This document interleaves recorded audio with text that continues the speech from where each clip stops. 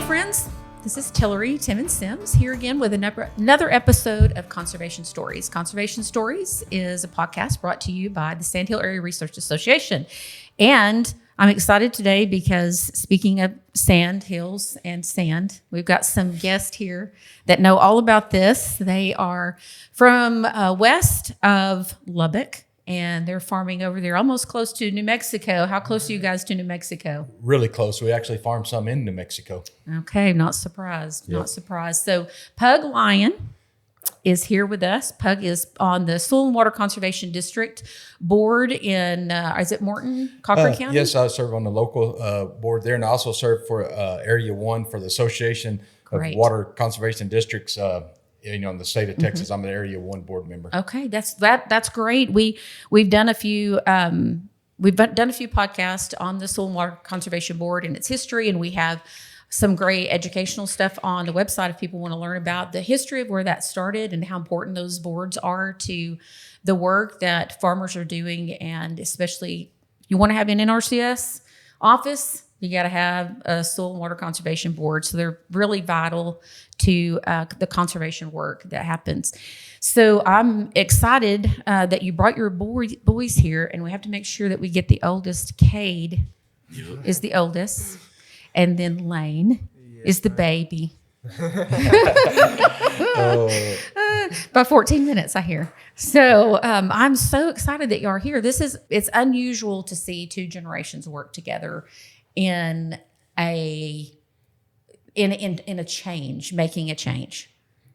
And so I applaud you for being flexible, and seeing what's ahead of us, and looking ahead, and a lot of times I think also farmers want to maybe pass it on to the next generation or include them, but lots of times it's hard to figure out how to make it work financially. So sometimes it's not a choice, but you guys are really blessed to, have the situation that you have. So can you give me a little bit of history about your family, where you guys are from, how long have you been there, and how long have you been farming? I grew up in Morton all my life. I was born and raised there.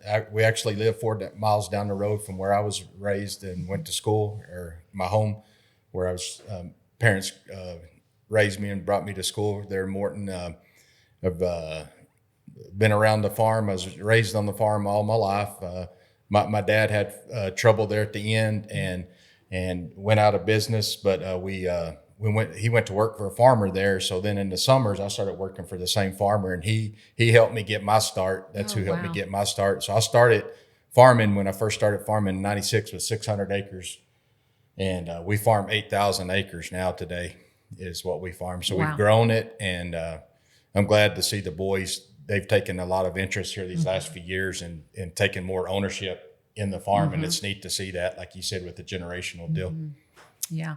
So that's really interesting that your neighbor, I've seen that a few times where, the neighbor will come in. It's maybe not family, but they're taking that interest, and because it really matters that you have somebody to help you get off to a start. Absolutely. I couldn't have started without his help.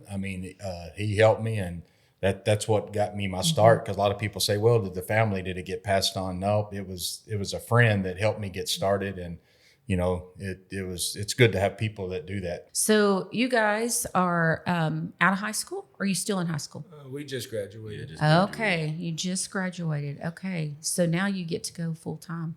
Yeah. So tell me, are y'all going to stay around and farm? Yeah. Or are you going to go to school or anything? Yeah, we're going to school in South Plains. Good choice. That's a great idea. I have a couple of kids, both that started out at South Plains and wound up at Tech, but man, it's a great pathway to Tech too. And South Plains does a lot for our area, really providing some good education and accessible. It's much more accessible. So you're gonna have to just make way for the school schedule. Oh yeah, we can work around that. So and then there's just 30 minutes away, so their schedules will allow them to. And the last few summers, every summer they've been working. They help take care of primarily the spraying, but as they figure out there's a lot of other duties, but they've kind of taken over the spraying, which is a great deal because that's a big deal in today's farming with the no-till farming. Spraying is one of the most important things you do, and it's very timely and critical, and they've taken that ownership, and it's neat to see that they understand how important what they do is. So well, I am the reason I contacted you yesterday was because I saw these two guys on a video, and I saw this thing that said Regenerative Texas. This is new. I thought I knew all of them, and it is new. It is new. This us as the Association of Texas Soil and Water Conservation Districts, we kicked it off in October of 2024. Regenerative Texas. Go look it up. We got a lot of new stuff coming. Some new videos are coming out, and we're showcasing regenerative farming and ranching across the state of Texas. And the video, go look it up, and we got videos coming. And these two boys have seen the difference of regular farming and no-till regenerative farming, and they can tell you some about the differences. Yeah. So I'd love to hear a little bit about what you guys have seen as far as, everybody says it's different, but what does that mean? Oh, there's a big difference. So is it in the amount of work? Does it take more work or less work?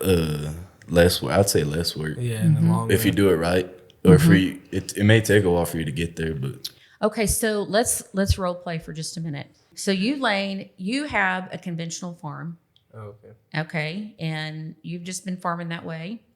You're like watching over here with someone that's your neighbor, Cade, and he is implementing this regenerative, and everybody says the word, but nobody really quite knows exactly what that means.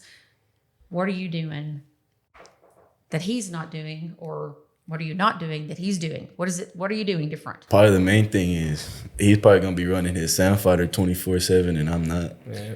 And I'm gonna call him and tell him that he's blowing on me. So why are you having to run your stand fighter? You don't got no cover. Okay. And so when it rains, it'll be blowing, and we've seen a lot of that. Oh my goodness. Out by where we are. Bunch. Oh my goodness. My first experience like as a child that I can remember as being aware of my environment around me was I remember shutting the west facing door to our little farmhouse at night. And then when I went to go outside and open it, I couldn't see over the sand. Yeah. Right. Yeah, that's how it's about how it looks like. And I'll tell you, like us, it's hard with the amount of acres we farm, but, like the first year we, planted all cover crops, but, the wind and stuff, we couldn't get them all. They didn't all hold. So we have some conventional farming, but we want to be all no-till, but we're working in that direction. But just like on Father's Day, so everybody asks, what'd y'all do for Father's Day? Well, we were on sand fighters, and the boys actually were saying, hey, they're blowing over here. And I was like, well, they took off on that Sunday on Father's Day, but you can't do that. Right. But if you got no-till, we wouldn't have been sand fighting. No. We would have had the day off. Yeah. Until I would say recently, most people, you could not live without it because even if that sand it's just like electricity run across those plants. It just fries them. Yes. Okay, so it's Father's Day and Lane is out on the sand fighter, and you're out fuel and possibly labor, tractor time, right? You're away from your family. But Cade is home. He's done this regenerative thing, so which means that you've got a cover crop. Now, have you got a single species cover crop? You've got one, like just wheat out there? Yeah, you can have just wheat. Okay. That's what I would do. Okay, so you got your wheat out there. And did you water that wheat to get it up? What are you doing? Yeah, you water it like you're gonna harvest it all the way until right before you plant, you kill it. My husband's uncle was doing this in the 80s. He used to call it. We used to call it farming in trash. Yep. Farming in trash. So I've heard it called ugly farming in the past. Yes. Oh my Ugly goodness. farming. Yes, I can remember. My favorite story about my grandmother is when my brother was y'all's age. He got about 18. He got his first farm, and it was my grandmother's best friend and neighbor. It was their farm, little like 30-acre farm, 60 acres maybe. And my brother went out there to check his water, and my grandmother's out there hoeing. I mean, like, she was not about to let there be anything out there but cotton. Right. You know? Yep. So, yeah, ugly farming. Yeah, it takes a lot to get used to that. So, for you guys, then, when you think about regenerative farming, to you, it's a no-till and a cover crop. It's kind of those two are the key things for you two. Okay, so the common thing that I hear is that people don't have enough water for 2 crops, which, I mean, like I'm from Terry County. Like, you know what I mean? We're talking about a section of land that has 21 wells and doesn't have 200 gallons a minute. Yes. You know? So talk us through that. A big deal, like for us, is our water situation where we're at. So like we farm half irrigated. A lot of that's semi-irrigated because of the water. Right. And a lot of it's dry land. Well, you have to get these landlords on board with you that you go plant milo maybe instead of cotton. And if you get that milo crop, you have that stubble and you start work. It's not a 1 year. It's a process. You either get milo or you go plant that dry land. And if you get enough moisture to get it up, you might not have a cotton crop for 3 years, but when that cotton crop does come into that trash, it's going to make up for those 2 years prior. That it's a process. You can't just on dry land. You don't know if you're going to get enough rain to get your cover up. Exactly, yeah, and you might get so little of a stand that maybe at Lane here, the conventional farmer's blowing, and he may blow your cover out. Yep. That can happen too, huh? Yeah. So it's and people talk about it being, multiple years process of really being able to make the transition. So what is it? Do you have to buy new equipment? Or are you just using your traditional equipment? Yeah, you use it's really like if you ever get into that process, wheat drill, a planter, and a sprayer. You pretty well got it covered, unless you want to strip till something. I mean, explain that to us. What's the difference between no-till and strip till? No-till is just totally just planting into the trash. Strip till, you run a rig that moves just that little small area where you're actually putting the seed. It just clears that area for for the seed bed. So when I was in Poland, I was there last year, and there's a company there that's created a strip till that is modular. So everything that you need throughout the year for strip tilling, you just unhook this piece and put this piece on. It's like building with Legos, almost. You know what I mean? But that's the thing that it has 5 sensors on it, so it's sensing the moisture at what depth it is, and then it is just phenomenal. And so it's putting your seed exactly where the moisture is. So it may be at one depth here and then another depth here, or it might be moving to the right or to the left. Yep. And I know John Deere's do some of this, but this was pretty progressive stuff. So there's a lot of that kind of trial and error going on there. And we're also trying to implement another thing. What you're saying is working is maybe planting wheat for harvest. And you harvest that wheat, you leave that stubble, and you keep that stubble clean, and then plant into it the next year. So that's that transition period to where you're not going to have a cotton crop. The old timers say, they want cotton, but they've also not only the rotation of your farm, but you got to transition into this regenerative where you maybe harvest the wheat. You don't plant another crop behind that wheat. You just leave that stubble, and it's just better for the land. It's better overall. So the economics of that, of course, people aren't making a lot of money on cotton anyway. Exactly. I mean, so of course this is what regenerative, but a lot of times you hear the word sustainable. That word actually came from an economist, and it meant that it was sustainable in every way. So economically. So the man who came up with that, it would say, if it's not economically sustainable, it's not sustainable.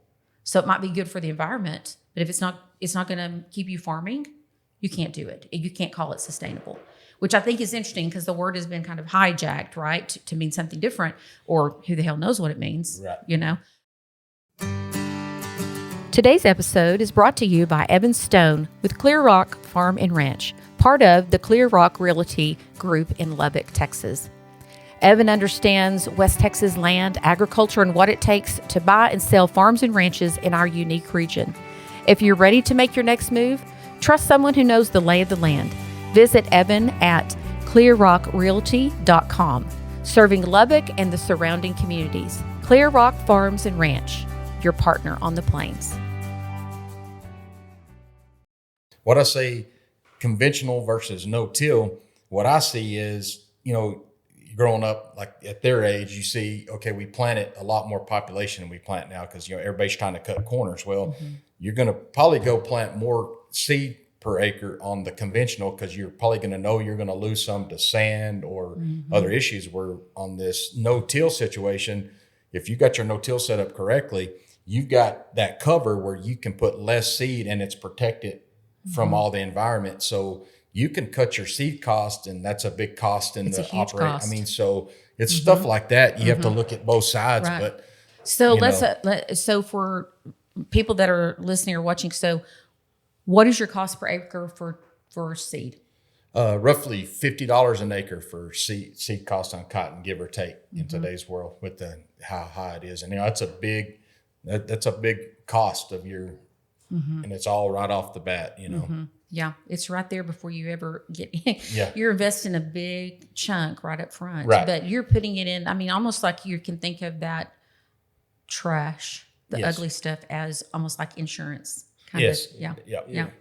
So you guys are planting less per acre, so you have less input cost right up off the bat. You've got less fuel cost, less time on the tractor, but more time on the sprayer. Yeah. So what you're going in there, because you're not going in there and plowing weeds. So you're controlling your weed population with spraying, but it is weed pressure pretty bad when you're doing no-till. Can you see a difference in weed pressure when there's stuff covering the ground? I would say no. Yeah, no, or not really as much. I would say. I say when you get into this program 2 or 3 years deep, I've seen no-till, where the weed pressure is not as heavy as conventional, because I think it chokes it out, or it does something. It does something in the soil to keep so many weeds. We're always going to have weed pressure, but I don't think it will be as much when you get down the road and get it really implemented strong. So how many years are you guys down this road? When did you start? Oh, I guess when we were born in the barn, really. We've been out there since ever. So you've seen your dad transition. Yeah. Yeah. Okay. So what year did you transition? I've had some no-till in the past, but we've really transitioned just this past year to everything. What made you do it? Just watching, looking and learning, trying to say, what can we do to try to know that we could sustain the farm and go down the road. And also sitting on this association board, I was looking at some of these other ranches, and then you go implement that regenerative into the it's not just the ranches, you can implement that on the farm, but how can we, go forward? And another thing is farming the amount of acres we have to try to farm to make a living. We could not conventional farm 8,000 acres and do it good. And that's why I think another thing is getting transitioned into this no-till. We have to farm that many acres, unfortunately, with to try to make it work. Right. But we couldn't do it if it was all conventional. We couldn't do it right, is what I would say. So, right. And for people to understand like that, that farming is such a capital intensive project with low margins. Yes. And that's why it confuses, I think, consumers, because they would think of that many acres as a big, like corporate farming, right? But it's really, it's a family farm. And now you may have a corporation name because you're a businessman, so why would you not take advantage of corporate, tax benefits and protections? So I think it's another good thing for people to know why you have to be so big here, because our land is not as productive per acre. And the kind of crops that we are growing per acre they're just not as valuable. And unfortunately, cotton continues to, prices keep falling and falling. Right. Yeah. So is this something that y'all have like seen or heard about, or did your dad come home and go, hey, we're going to do this thing? I think it was just more like being out there and around it. Like you're saying, I'm not running a plow on this one or on this field and all this. You're just spraying it And it looks different too. You can just walk out there and see like, oh, this one's no-till and that one's still like it's pretty. So have y'all been getting any rain? Oh yeah, So glad. Thank God it's been 3 days straight. Yeah. Yeah, I'm so glad. I didn't look at the radar this morning, but it looked to me like it was probably pretty general rain.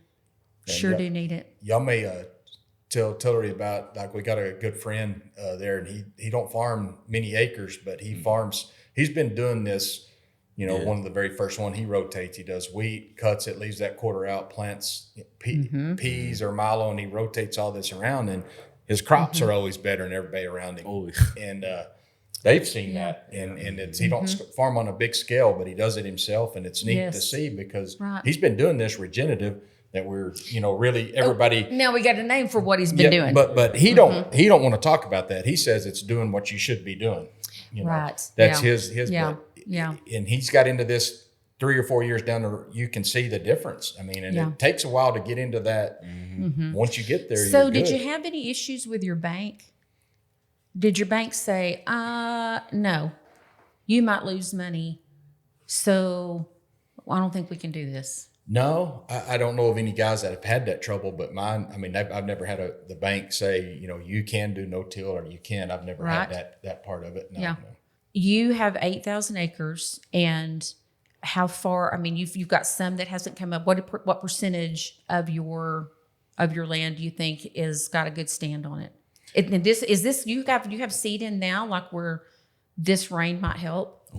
We had we lost some crops at Whiteface in that hailstorm a couple weekends ago. So we went back and we planted some peanuts and some milo. And this rain it'll be coming up nice. as we're going right now. But we're very fortunate because we have got more rain than normal. But most of our crops are up and growing, dryland and all. It really looks really good for our area right now. It just won't quit us like last year. Last year we looked pretty good, and it just quit us in August.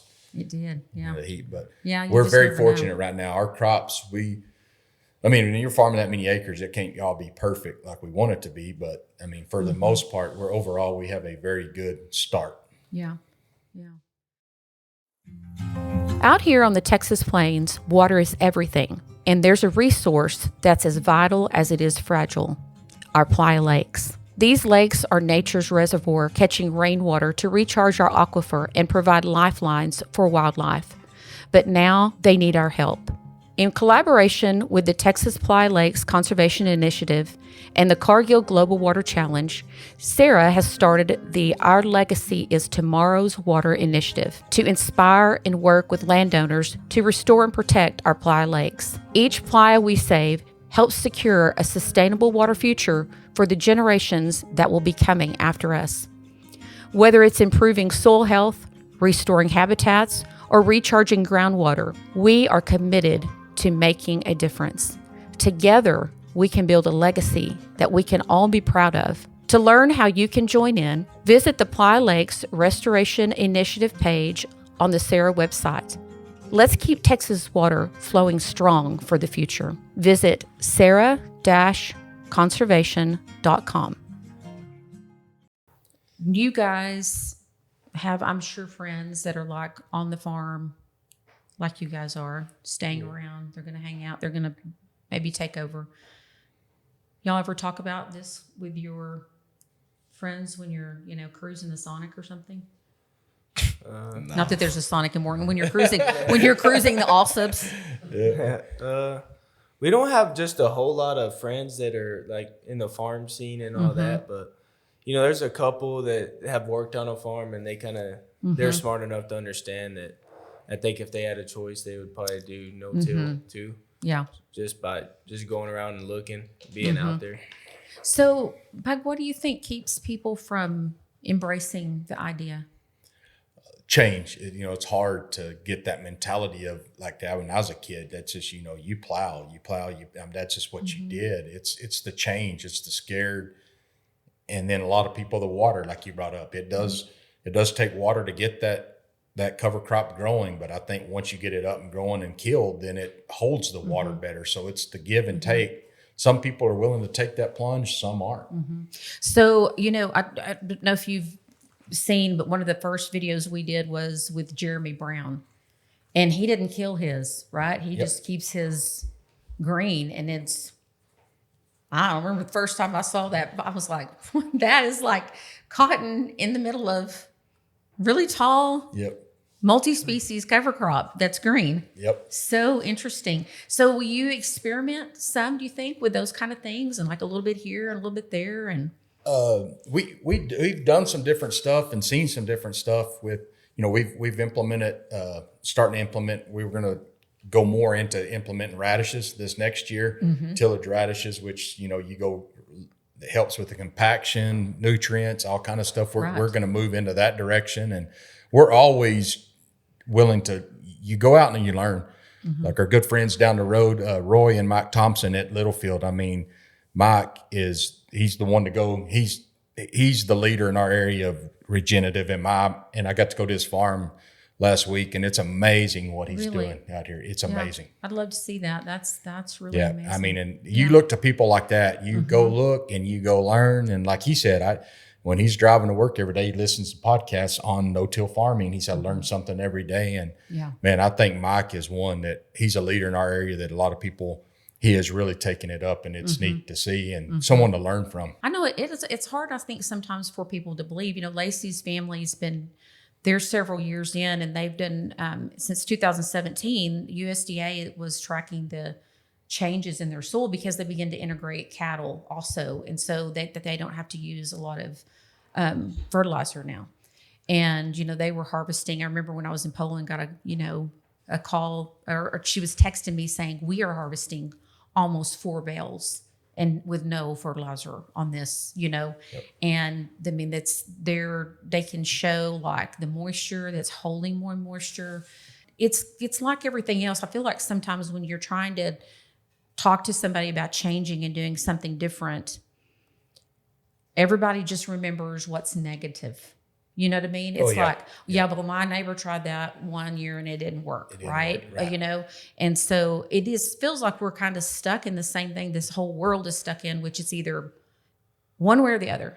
You can't ever do anything in the middle. You can't ever say, I might not implement that, but I can implement all these, some of these other things. Everybody has got this black and white mentality. And I like that what you're doing is, it's one step at a time. You've really made, 2 steps, I guess, towards this process that people might say is a 5-step thing. Right. Depends on, who you listen to, right?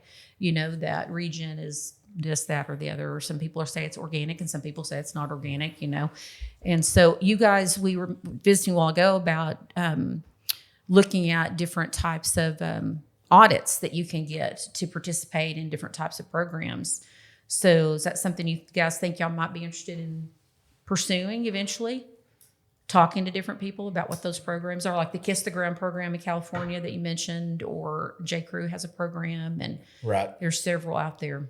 Yes, I'm always looking and trying to research those, and I hope the boys are doing the same. Let me tell you something. There are people looking for y'all. And I don't know if you know this or not, but like the people that are selling the blue jeans or the mills that are buying the cotton, they badly want to meet the farmer. They badly want to meet the farmer, and they want to reconnect. The supply chain is so now segregated, and they want to go back to, who are we buying from? And when you build those kind of relationships, you can have the assurance that they're getting what they want, And I hope this generation will pick it up and do a better job than I've seen done. Is we need to tell our story. We're bad about telling our story. Farmers want to go whatever they do, whether it's no-till, whatever successful, whatever. They don't want to tell. We got to get back to where you tell your story. Yeah, I agree. I think a lot of it is sometimes people are like, don't tell anybody I'm growing this because like we can flood the market in a single season kind of thing. But this isn't that kind of thing, And I don't know, how much you guys have listened to the podcast, but there's a young man from Plainview that we've interviewed a couple of times, and Leighton, he's opened a grocery store in Plainview.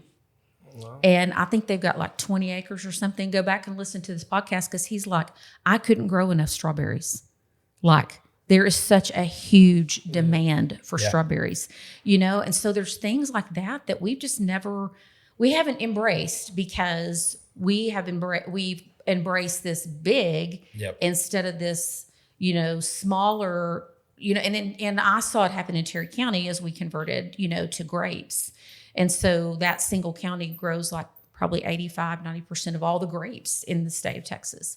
And so my brother in particular started because he's like, man, I don't have the water for a cotton crop anymore, but I could put in, something that's higher value, and so, but there again, you just have to have that idea of like, what's the market like? Where am I going to sell it? And those kind of things. But I think you guys are right at that age of, you probably still have the energy to pursue those kind of things and those kind of ideas. But I would listen to that. He's really great, and he's super great about like, hey, you want to see how much profit I make? Here you go.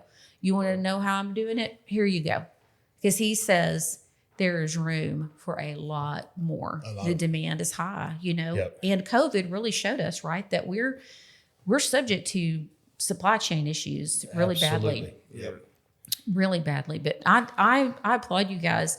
I would really like to hear from you, Pug, some about what is your ideas for regenerative Texas. So it was started by the association. The association started it in October 24, and we're just, really wanting what we're talking about a while ago about, get people to tell their story on your ranches, on your farms, and the transitions, like what we're trying to transition into, and the benefits. And we just thought, this is where we think everybody's headed, or it's really taking a hold, and the association's really pushing that. And at the state meeting, we're gonna roll out a big video from all around the state, people's stories of ranches, because it's so much different around the state of Texas. But we got a big video coming in September. So let's talk for just a minute about the districts. And so if people go back and listen to some of the videos about the history and how they're set up and established and stuff, Lubbock has a soil and water conservation board.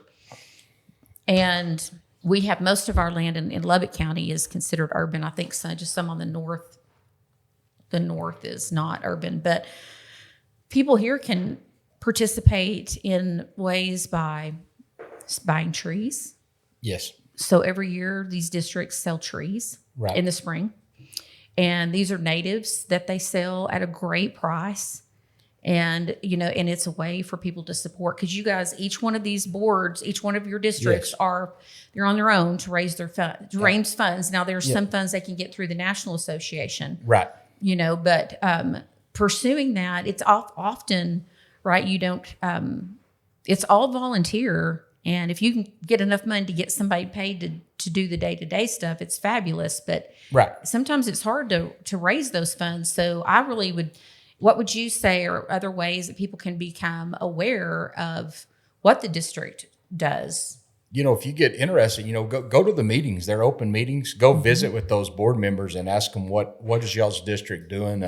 We do a lot of help in our schools, trying to reach out to the kids and educate kids, because we just feel like agriculture it's not like it was when I was a kid. Everybody was into agriculture when I was a kid at, school age. In today's world, those kids are not educated on agriculture like we were back then. And I think we've got away from that. And I think it's very important we move back in that direction. And I know I've seen the National Association create some amazing curriculum. And every year they have like some type of field day or something. Or it's an emphasis, like this year it was like habitats, and you can get from them all of the things to do, the crafts and things to do with the school kids and that kind of stuff. There's a lot that's available. And I think, to your point, going to these meetings. So I know I'll put the link in the show notes, maybe for Lubbock and for Cochran County, like when they meet. Yes. Because I know Lubbock meets, it's early in the morning, like 7:30 on a Wednesday, and it's every month. And people that have houses that they've built on 10 acres, this is a great, opportunity for them to say, okay, what can I do conservation wise? How can I conserve water? Maybe not, I don't want to put 10 acres of Bermuda grass in. Right. but I also don't want a whole bunch of stickers, so this is the place to go to get that kind of information. And that's also the place to go to buy, like you said earlier, your windbreak trees for your house. And it's a good place to learn about all kind of conservation if you're looking at that, or just go learn about what other people are doing. It's good to. Yep. And then we'll have a regional meeting in the Lubbock area, maybe in September-ish? The state meeting's in September. Okay. Next year, we're hopefully going to be coming out, and we'll go on a ranch tour and farm tour. Great. And the dates aren't set up on that yet, Yep. but I'm looking. We're coming to Area 1. You got to move around to every area in the state. Next year, one of the meetings will be coming out here, and that's great. It'll That's be great. good. Well, and that's something that we've talked about too. Like, we think it'd be really advantageous to have a farm tour for people that live in Lubbock. Oh yes, Because we could take folks out and they can see a vineyard, they can see a winery, but they can also see peanut harvesting, cotton harvesting, and cotton ginning, and there's some amazing things that affects everybody's everyday here. yes, ma'am. Well, guys, I wish you hadn't talked so much during this time, but some people, they just hog the conversation. Thanks. Good luck to you guys. And how about we get back at the end of the year and see what your harvest was like? And I'd love to hear like how things are going with landlords and how they're feeling about stuff. We got friends that they had bale and a half on dry land cotton last year, and got as much rain as everybody else did that had insurance. And so there's things that people, you can do that you got to think about them differently for sure. We got to educate them. We got to educate them on what we're doing. That's the hardest thing, because that change of going from the normal to what we're doing and understanding the transition, that you've just got to help educate them if they're willing to do that. Right. Well, thank you. And thank you to the association for creating Regenerative Texas. And we as an organization love to, help promote and do whatever we can to support you guys, come alongside you. That's what we're here for. So not reinvent the wheel, but support what's already there. And I will get back with you, and we can, as you've got more to report about what's happening and things that are coming up, and then we'll get back, and maybe you guys, I'll let y'all talk a little bit more. So thanks, friends. Thanks for joining us again for another episode of Conservation Stories. I hope that you found this helpful, and I hope that you will share this with your friends. And before we go, are you both still single? Yeah, it's hard for me because no, he's lying. Okay, well, just saying, you might share this with all the single ladies. See, I told you guys I'd try to embarrass you. Thanks again, friends. Bye.